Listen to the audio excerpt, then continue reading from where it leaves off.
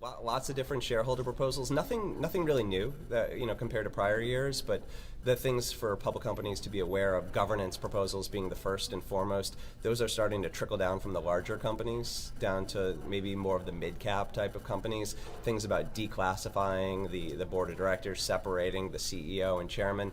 Social, environmental policies also picking up a lot of momentum, and probably to a third degree compensation-related proposals. But the notable one there is an increase in focus on double trigger change of control provisions, meaning that it's not just the change of control, but for that award to trigger, the executive would have to be terminated as well.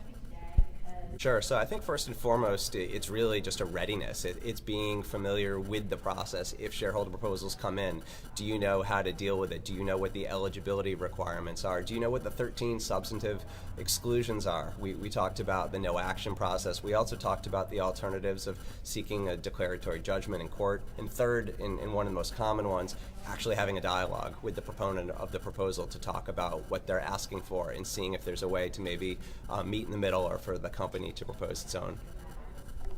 To do. Yeah, I think people should be working on things now. On the compensation side, this is the time to sit down with your HR team, potentially with some members of the compensation committee or board, starting to identify who's going to be in the proxy, what are going to be some of the issues, how is a proxy advisory firm likely going to recommend, say, on pay.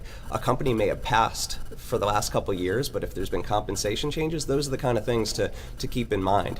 When you get into the 10K, looking at things like cybersecurity, obviously a lot of that's going to vary from company to company, but it's such a hot issue. Everyone's read about a lot of the big data breaches that have gone on. It's really important to be thinking about, do we have the right material disclosure and risk factors, maybe in parts of our MD and elsewhere, and having those conversations with information security teams, and also, and really importantly, with the board and the committee of the board that's looking at cybersecurity.